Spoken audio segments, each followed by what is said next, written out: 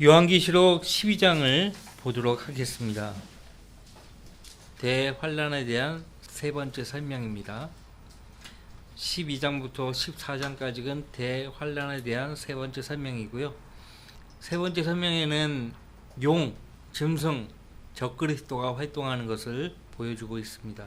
적그리스도의 활동을 통해서 대환란의 심각성을 다시 한번 설명을 해주고 있습니다. 자, 이제 12장의 내용을 보면 이제 이스라엘 민족이 하나님께 3년 반 동안 부양받기 위해서 광야로 도망을 하는 기록이 나옵니다.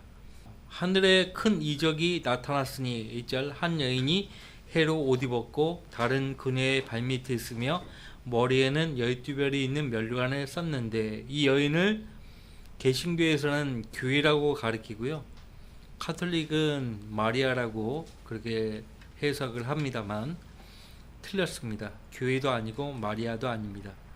이 한 여인은 이스라엘 민족을 가리킵니다. 이스라엘 민족을 가리키고요, 요셉도 이와 관련한 꿈을 꾸었죠. 창세기 37장 보면 요셉이 꾼 내용을 보면 아버지가 해로 묘사되어 나오고 어머니 라헬이 달로 묘사되어 나오고 11별이 자기 앞에서 경배하더라는 것이에요. 그러니까 그 꿈을 이야기하니까 형들이 시기하죠. 그러면 아버지와 어머니와 형들인 우리가 네 앞에 경배하랴? 이 방자한 놈아, 이런 생각했을 거 아니에요. 그러니까 요셉이 꿈을 꾸었으면 그냥 입 다물고 있을 것이지 왜 그거를 발설을 해요. 근데 하나님께서 발설하게 한 거예요. 꿈을 꾼 내용을 언급하지 않았더라면 성경에 기록도 되어 있지 않았겠죠. 이것이 창세기 37장 9절 10절에 나옵니다. 이스라엘 민족과 관련되어 있어요. 해와 달과 별이 나오잖아요. 여기서도 해로 옷 입었고 다른 그네의 발밑에 있으며 머리에는 12별이 있는 멸류관을 썼는데, 교회와 아무런 관련이 없고 마리아와도 아무런 관련이 없어요. 왜 마리아로 연결시키는가 하니까 산의 아이가 나오는 거예요. 이 2절 아이를 뵌 그 여인이 상고로 울부짖으며 출산하려 함으로 아파하더라. 하늘에 또 다른 이적이 나타났으니 보라, 커다란 붉은 용 한 마리가 있는데 7머리와 10뿔이 있고 그 머리들 위에는 7왕관이 있더라. 7머리와 10뿔이 있는 커다란 붉은 용이 나오죠. 실제 용입니다. 시편 74편에 리비아단이 나오고요, 욥기 41장에 이사석 27장 2절에 꼬부라진 뱀, 용이라고 말합니다. 리비아단이에요. 리비아단. 그러니까 리비아단의 정체를 모르는 사람들은 그 리비아단이라고 안 하고 악어라고 또는 하마라고 그렇게 부르는데 아닙니다. 악어와 하마는 사람이 얼마든지 다룰 수가 있어요. 대적할 수 있지만 이 리비아단, 커다란 붉은 용은요, 예수 그리스도와 그분의 말씀이 아니면 어느 누구도 상대할 수가 없어요. 상대하기가 어려워요. 그리고 이 리비아단은요, 이 지상에서 그와 같이 생긴 것은 없다고 욥기에서 그렇게 말하고 있는데, 그렇다면 하마도 아니고 악어도 될 수가 없는 것입니다. 그래서 뭐냐면 사탄의 시체를 감추는 거죠. 사탄의 시체를 감추는 거죠. 그것이 이제 욥기 41장 33절에 나옵니다. 땅 위에는 그같이 생긴 것이 없나니라고 못 받고 있어요. 땅 위에는 리비아단과 같이 생긴 것이 없어요. 악어도 아니에요. 하마가 될 수 없어요. 그는 두려움 없이 지음을 받았도다. 그가 모든 높은 곳들을 바라보니 그는 모든 교만의 자식들을 다스리는 왕이니라 하시니라. 악어가 모든 교만한 자식들을 다스리는 왕이 될 수 없잖아요. 그렇죠? 그러니까 사탄의 시체를 가리기 위해서 악어와 하마로 바꾼 거예요. 그렇게 바꾸면은 리비아단이 하마가 되는 거예요. 악어가 될 수 없는 거죠. 네가 갈고리로 리비아단을 끌어낼 수 있겠냐? 갈고리로 얼마든지 악어를 다루잖아요. 또한 끈으로 그의 혀를 맬 수 있겠냐? 하잖아요. 악어쇼 할 때 그렇게 한다니까요. 동남아시아에 가면. 네가 갈고리를 그의 코에다 넣을 수 있겠냐? 가시로 그의 턱을 꿰 수 있겠냐? 그렇게 한다니까요. 단순히 악어에 대해서 하는 말이 아니에요. 리비아단이에요. 리비아단. 예. 콧구멍에서 연기가 나온다 하니까 공룡으로 아는 사람들도 있어요. 헨리 모리스 창조과학회 회장 헨리 모리스는 이 리비아단을 공룡으로 인식하고 공룡이라고 그렇게 말을 하는 거예요. 그것도 역시 사탄의 시체를 가리는 거죠. 그러니까 사탄은요, 자신의 시체뿐만 아니라 성경에서 대적하는 모든 죄의 실상, 그 다음에 지옥의 시체, 이런 것들을 전부 다 가렸어요. 전부 다 가렸어요. 그래서 하버드 대학의 교수였죠. 지금은 이제 퇴임하셨지만 게일 리딩거 박사 같은 경우는 사탄의 시체를 가리는 모든 현대어 역본들을 가리켜서 뉴에이지 역본이라고 그렇게 명명했어요. 맞는 말. 뉴에이지가 뭐냐면 결과적으로 뉴에이지 사상이 추구하는 궁극적인 목적은 적그리스도의 길을 예비하는 거거든요. 적그리스도의 길을 예비하는 것이에요. 적그리스도도 사탄도 창녀 교회를 가지고 있잖아요. 창녀 교회. 로마 카톨릭이에요. 로마 카톨릭 성경이 있죠. 그래서 로마 카톨릭 아래로 들어가서 적그리스도의 길을 예비하려면 성경에 일단 일치가 돼야 되는데 사탄이 그것을 한 거예요. 병기된 성경들로 그 목표를 이룬 거죠. 그래서 야곱은 요셉에게 절을 하는 해와 달과 11별을 자기 가족으로 해석을 했는데 정확했어요. 해와 달과 12별은 요셉의 부모와 형제들, 그 다음에 야곱의 12 가족 전체를 의미했죠. 계시록 12장에 등장하는 하늘의 크고 작은 광명들과 관련된 이 여인은 문자적으로 이스라엘 민족을 말합니다. 문자적으로. 예수님도 이스라엘 민족에서 태어나신 분 아닙니까? 그래서 이 여인이 산의 아이를 낳아요. 산의 아이를 낳습니다. 그래서 이 산의 아이가 두 가지 해석을 가져오는데 첫 번째는 누가 봐도 예수님이죠. 예수님이고 예수님 아니라면 대환란 때에 이스라엘 민족을 구할 알려지지 않은 어떤 구원자를 가리킨다는 해석이 나오는데 그가 누구인지 알 수 없어요. 어쨌든 산의 아이예요. 자, 이 산의 아이를 출산하는 여인을 용이 삼키려고 하죠.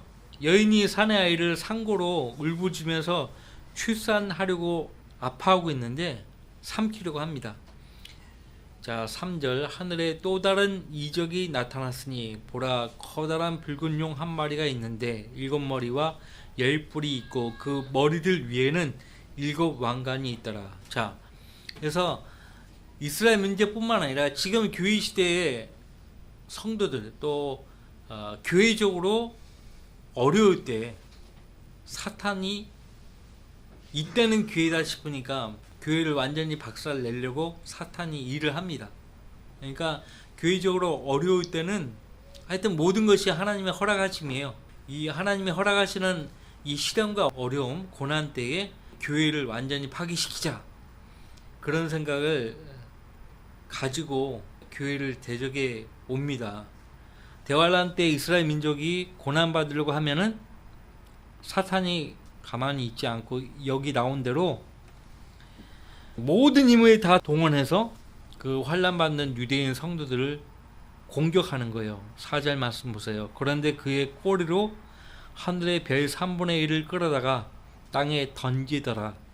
실제 하늘의 별, 그러니까 행성들을 가리키는 것이 아니고 또 그 용이 그 아이가 태어나자마자 삼키려고 출산하려는 그 여인 앞에 서 있더라. 그래서 이 하늘의 별 3분의 1이 정확하게 천사인지 7절 말씀이 밝히고 있죠.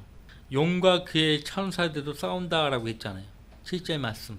이 하늘의 별 3분의 1이 용에게 가담한 천사들을 가리키는 거예요. 대환란 때도 천사들이 타락을 해서 마귀 편에 서는 거예요. 지금도 확인이 안 되지만 지금도 천사들도 피조물이기 때문에 타락해요. 성도들도 타락하잖아요. 타락하고 대적을 해요. 하나님의 권위에 대적을 하고 마귀 편에 선다고요.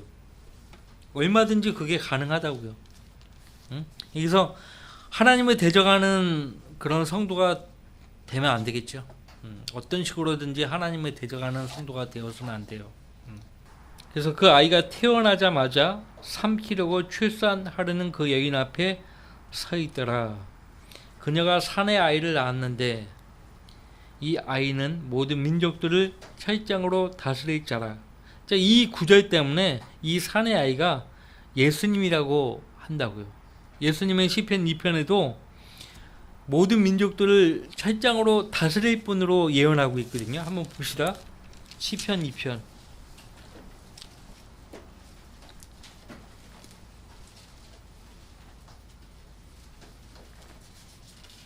하나님께서 예수 그리스도께 하시는 말씀이에요. 7절 말씀. 내가 친령을 선포하리라. 주께서 내게 말씀하시기를 너는 내 아들이라. 오늘 내가 너를 낳았노라. 내게 구하라. 그러면 내가 너에게 이방을 내 유업으로 땅의 맨 끝을 내 소유로 주리라. 내가 그들을 철장으로 깨뜨릴 것이며 토기장의 질그릇같이 산산이 부수리라 하셨도다. 철장으로 깨뜨릴 것이라. 언제 예수님이 모든 민족들을 철장으로 깨뜨릴까요? 예수님 오실 때 이 민족들이, 모든 민족들이 예수님을 어떻게 맞이할까요? 대적한다고요. 대적이에요.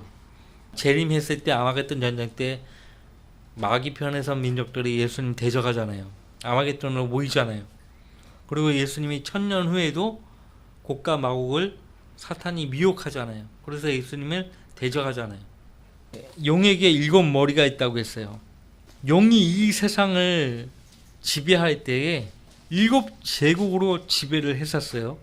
바벨론 때의 님롯을 통해서, 창세기에 이집트의 파라오 왕을 통해서, 그다음에 아시리아 제국 사네리 왕을 통해서, 바벨론 제국의 느부갓네살 왕을 통해서, 페르시아 제국의 다리오 왕을 통해서, 그리스 제국의 알렉산더 왕을 통해서, 로마 제국 때 카이사를 통해서 마귀가 이 세상을 통치했었죠.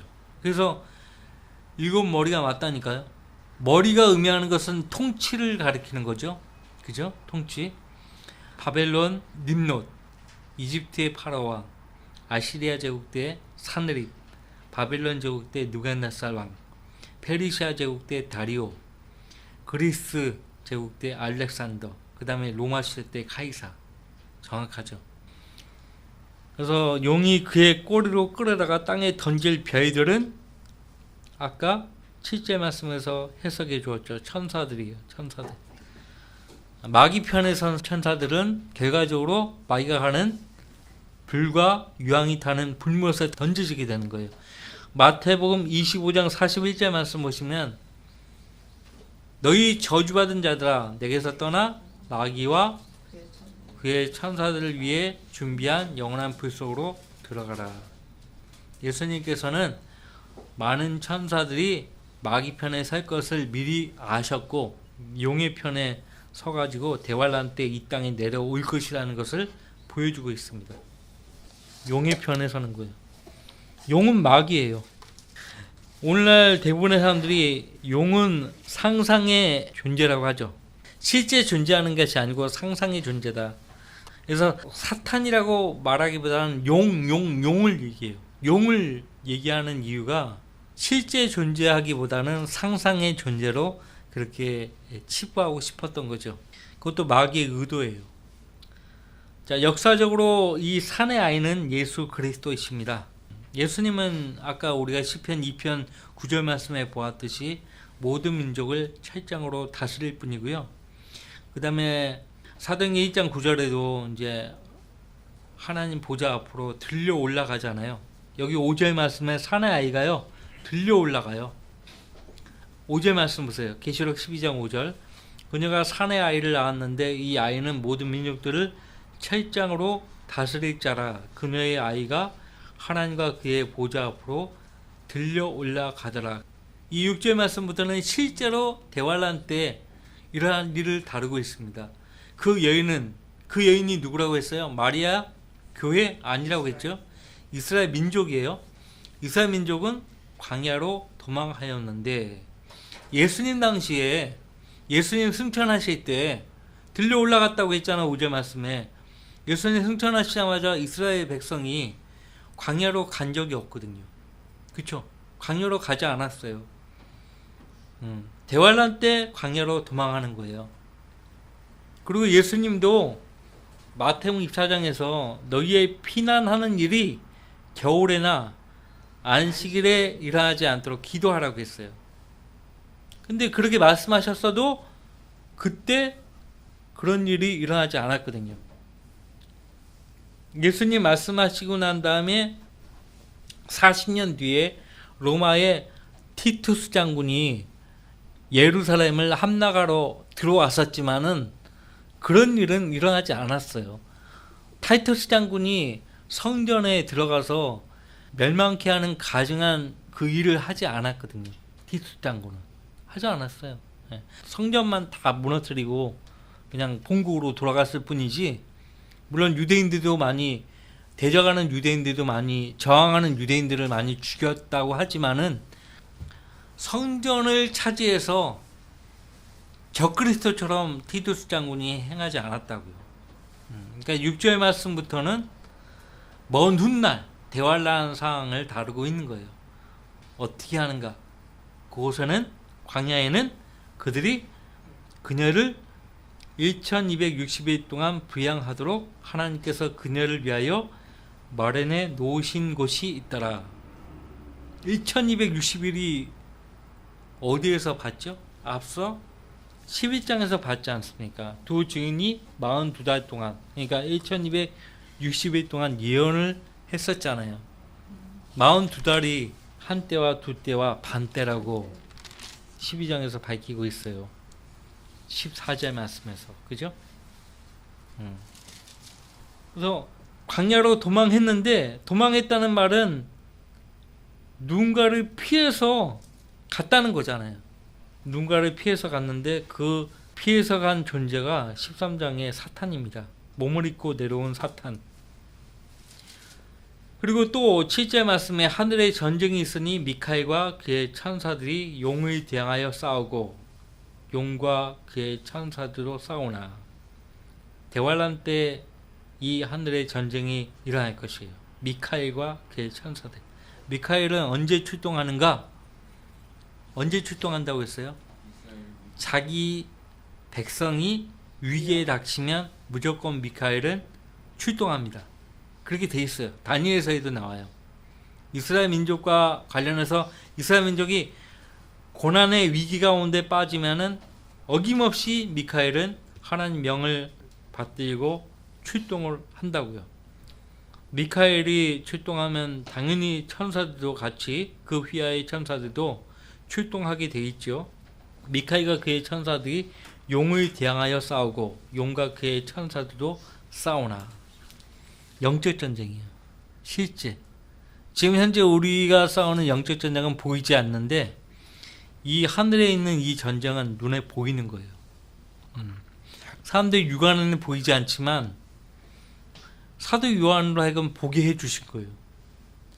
그들이 이기지 못하여 하늘에서 더 이상 있을 곳을 찾지 못하더라.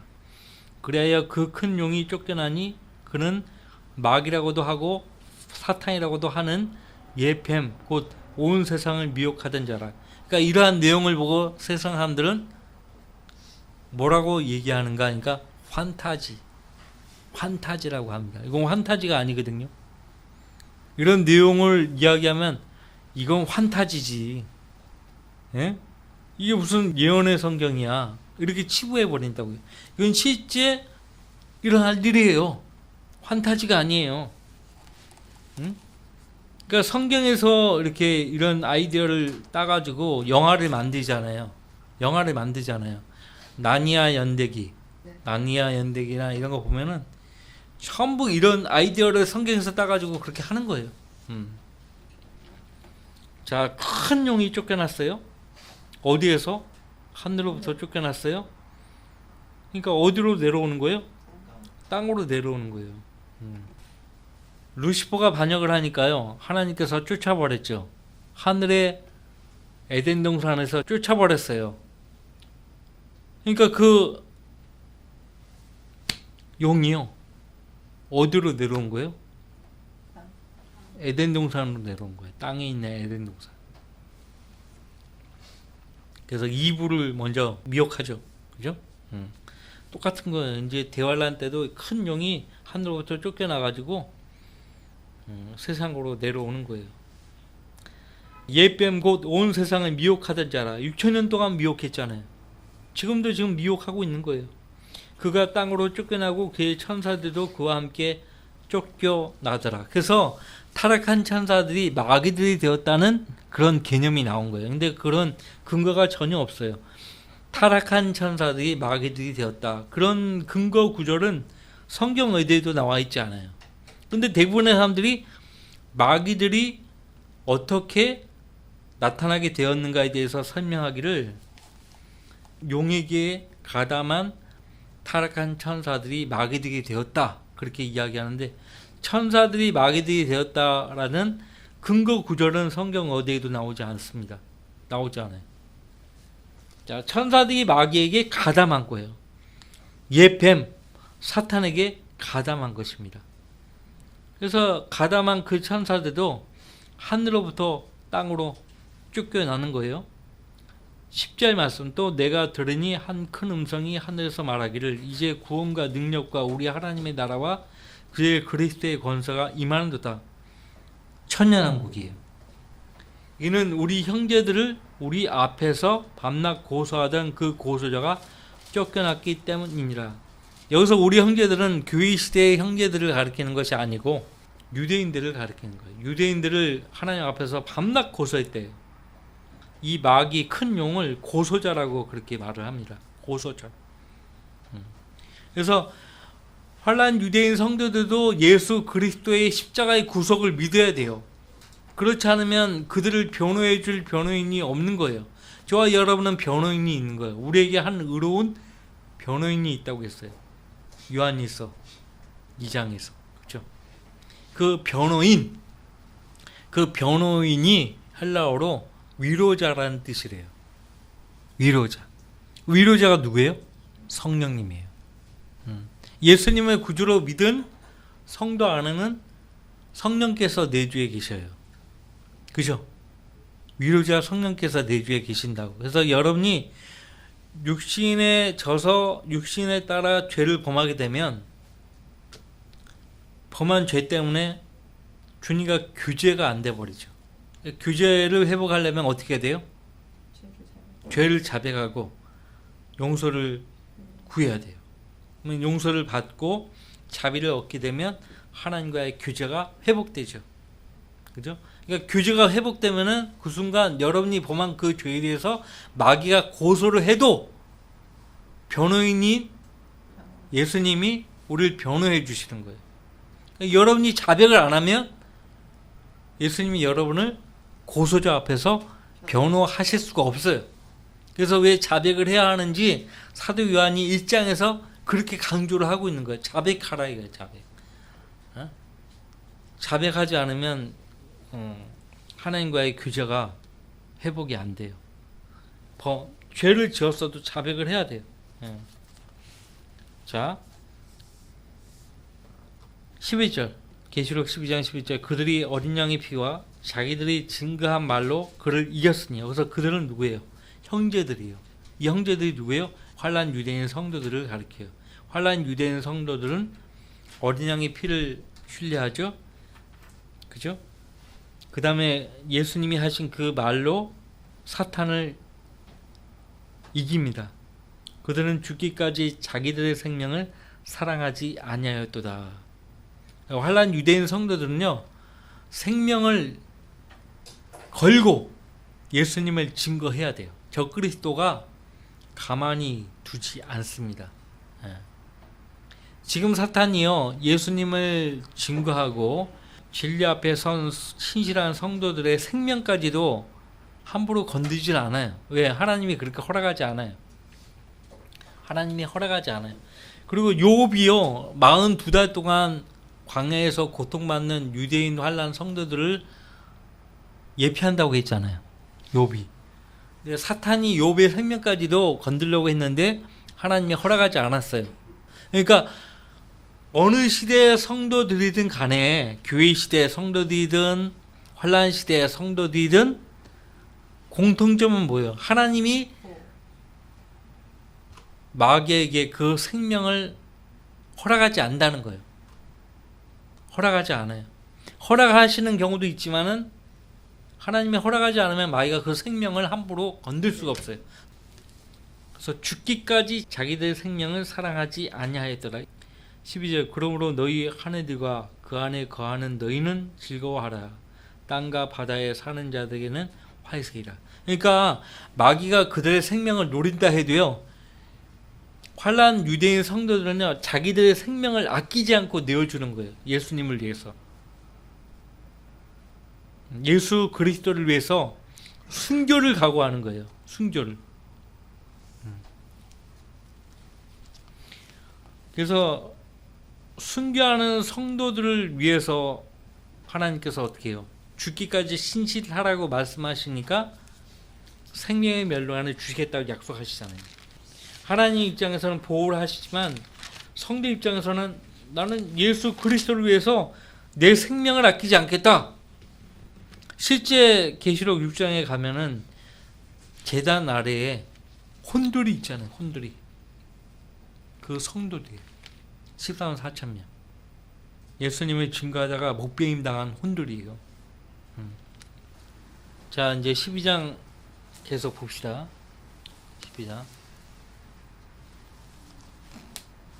어린 양의 피와 자기들이 증거한 말로 그를 이겼으니. 여러분들, 마귀를 상대하고 이기는 방법을 말하고 있죠. 예수 그리스도의 피. 마귀가 제일 싫어하는 것은 예수 그리스도의 피예요. 마귀가 제일 싫어요. 그리고 믿음의 기도예요. 진지한 믿음의 기도를 마귀가 싫어해요. 예, 견디지 못합니다. 도망가 버려요. 우리가 하나님을 가까이 하면요, 마귀가 도망간다고 했어요. 견디지를 못해요. 그래서 마귀를 이기는 방법은요, 환난 유대인 성도들이 보여주고 있듯이 어린 양의 피와 똑같아요. 우리도 예수 그리스도의 말씀을 증거하면요, 마귀를 이기는 거예요. 말씀 앞에 서면은 마귀를 이기는 겁니다. 그러므로 너희 하늘들과 그 안에 거하는 너희는 즐거워하라. 땅과 바다에 사는 자들에게는 화이세이라. 이는 마귀가 자기 때가 얼마 남지 않았음을 알고 크게 분노하며 너희에게로 내려갔음이라고 하더라. 그래서 13장에 내려가잖아요. 몸을 입고 내려오잖아요. 누구예요? 짐승이에요. 적그리스도. 그래서 적그리스도가 몸을 입고 이 땅에 쫓겨 내려오기 전에 하늘에 있는 그 상황을 12장에서 말하고 있는 것입니다. 하늘에서 엄청난 큰 전쟁이 있었죠. 그 용이 13절, 자기가 땅으로 쫓겨난 것을 알고서 산의 아이를 출산한 그 여인을 박해하더라. 이 여인은 어디에 있어요? 광야에 있습니다. 왜 광야에 있죠? 14절에서 다시 한번 설명하고 있습니다. 그때 그 여인이 큰 독수리의 두 날개를 받았는데 이는 그녀가 광야에 있는 자기 처소로 날아간다고 했어요. 큰 독수리의 두 날개를 받아가지고 광야에 있는 자기 처소로 날아간다고 했어요. 그곳에서 그 뱀의 낯을 피하여 한 때와 두 때와 반 때를 부양받으려 함이더라. 그러니까 AD 90년경에 반모섬에서 21세기에 일어나는 그 광경을 보니까, 그죠? 비행기를 큰 독수리로 보는 거예요. 플라이트라고, 날아간다는 말은 영어로 플라이트라고 하거든요. 여러분들 그 마태복음 24장 다시 오시면은 예수님도 플라이트라는 말을 썼어요. 플라이트. 날아간다는 표현을 썼단 말이에요. 24장. 그러니까 언제 유대인들이 광야로 피신하는 것인가, 그 시점을 예수님께서 말씀하신 거예요. 15절. 그러므로 너희가 선지자 다니엘을 통하여 말씀하신 멸망에 가정한 것이 거룩한 곳에 선 것을 보리니 읽는 자는 깨달아. 그때에 유대에 있는 자들은 산들로 도망하라. 도망하라 했죠. 지붕에 있는 사람은 집 안에 있는 물건을 가지러 들어가지 말고, 급박한 상황이에요. 들에 있는 사람은 자기 옷을 가지러 돌아가지 말라. 그 날들에는 아이를 낳은 자들과 젖 먹이는 자들에게 화이스이라. 20절 같이 읽어봐요. 너희는 피난하는 일이 겨울에나 안식일에 일어나지 않도록 기도하라. 피난하는 일이 도망가는 거예요. 도망가는. 그것이 계시록 12장에서 다루고 있는 것이에요. 큰 독수리의 두 날개를 받아가지고 광야에 있는 자기 처소로 날아가는 모습. 근데 그 날이 겨울에나 안식일이 되지 않도록 하라. 안식일에는 비행기가 안 뜹니다. 비행기뿐이에요. 버스도 안 다녀요. 택시도 안 다녀요. 뭐 여행객을 위해서 다니는 그 택시가 있긴 하지만 대체적으로 올스톱. 금요일 6시, 오후 6시부터 토요일 오후 6시까지는 올스톱이에요. 지금 이스라엘 땅에 가면은 올스톱. 안식일 사이렌이 울려요. 안식일 시작하면 사이렌이 울리면서 그 다 올스톱 하는 거예요. 우리 민방 훈련 하잖아요. 그러면 다 올스톱 하잖아요. 그런 것처럼 그렇게 한다고요. 비행기도 뜨지 않습니다. 비행기도 뜨지 않고 기도하라고. 겨울에나 안식일이 일어나지 않도록 기도하라. 겨울이 되면은, 안식일이 되면 집 밖을 나가면 안 되거든요. 먹을 것이 없으면 안식일을 지킬 수 없고, 겨울에도 뭐 먹을 것을 구할 수가 없잖아요. 그래서 이는 그때의 대환란이 있으리니, 그래서 예수님이 말씀하시는 대환란은 7년 전체를 가리키는 것이 아니라 후 3년 반을 가리키는 거예요. 그러니까 멸망에 가정한 것이 거룩한 것을 서는 때가 정확하게 어느 때인가 하니까 후 3년 반이에요. 이것으로 후 3년 반이 시작되는 거예요. 그래서 예수님은 대환란이라고 말씀하고 있고, 그와 같은 것은 세상이 시작된 이후로 지금까지 없었으며 또 결코 없을 것이기 때문이라고 말씀하고 있습니다.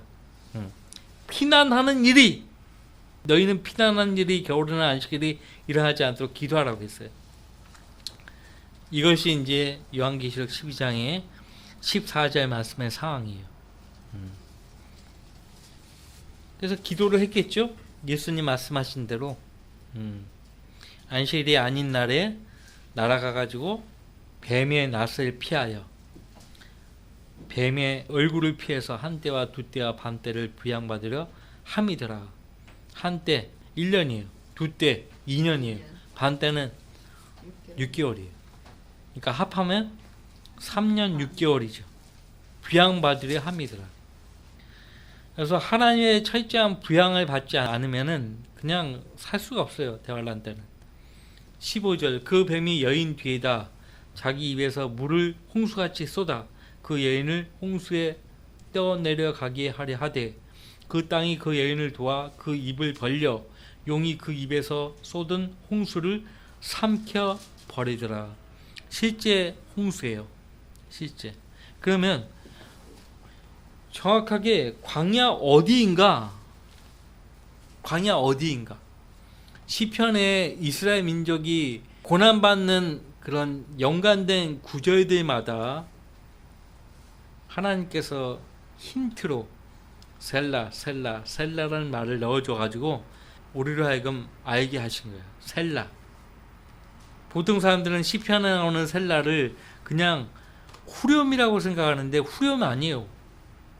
후렴이 아니고 하나님이 그 셀라라는 말로, 이 말은 대환란 때 유대인 성도들에게 일어난 일이야라고 우리에게 표시를 해준 거예요.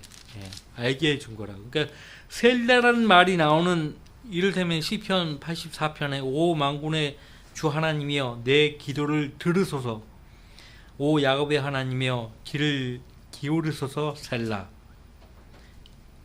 기도를 들으소서. 환난 유대인 성도들은 매 순간 기도하는 거예요. 하나님의 도움을 구하는 거예요. 셀라가 나오면 전부 재림 직전에 이스라엘 백성의 상황을 가리킨다고요. 주께서 주의 백성들의 죄악을 용서하셨으며 그들의 모든 죄를 덮으셨나이다. 셀라가 나오면 항상 환난에 통과하는 유대인 성도들을 말한다는 거예요. 그리고 그들을 구원하기 위해서 이 땅에 지상으로 재림하실 예수 그리스도와 관련이 있어요. 다시 말씀드릴게요. 시편에 구절들마다 셀라가 나올 때는 그 구절은 환난을 통과하는 유대인 성도들에게 해당되고, 그 다음에 그들을 구원하기 위해서 지상으로 재림하시는 예수 그리스도와 연관된 말씀이라는 거예요. 그렇게 보시면 돼요. 그냥 단순한 후렴구가 아니에요. 그냥 아멘이란 뜻을 가지고 있다라고 이야기하는 사람들도 있고 한데, 그런 것이 아니에요. 내가 고난 중에 부르기에 내가 너를 구하였으며 내가 은밀한 천둥의 장소에서 내게 응답하였도다. 내가 무리바의 물들에서 너를 시험하였도다. 셀라. 무리바가 어디에 있어요? 광야. 카데스 바네아, 무리바 알잖아요. 그죠? 그래서 여기 홍수는 대환란 끝무렵에 실제 일어날 홍수예요. 홍수.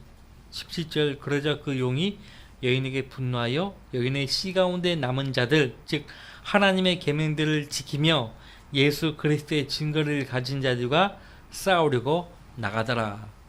환난 유대인 성도들이에요. 지금 요한계시록 12장의 상황은요, 실제 이제 적그리스도가 자기 정체를 드러내기 직전에 환난 유대인 성도들, 그 이스라엘 민족에게 어떻게 할 것인가에 대해서 구체적으로 밝힌 말씀들이 12장에서 기술되어 나오는 것입니다. 유대인 환난 성도들에 대해서는 그 스코피드, C.I. 스코피드 목사도 몰랐다니까요. C.I. 스코피드 목사도 몰랐어요. 러크만 목사님이 발견한 거예요. 그러니까 향상된 계시라고요. 다음 주에 이어서 말하겠고요. 그러니까 이 광야가 셀라라고 아까 시편에서 언급했는데, 지금 요르단 있잖아요. 관광지예요. 페트라. 셀라 페트라라고 불리죠. 그러니까 페트라에 피신할 거예요. 그러니까 많은 사람들이 몰라요. 페트라에 피난하는 유대인들, 여기에 피신하면요, 하나님께서 그들을 적그리스도로부터 철저하게 보호하십니다. 자, 그럼 기도하고 마치겠습니다.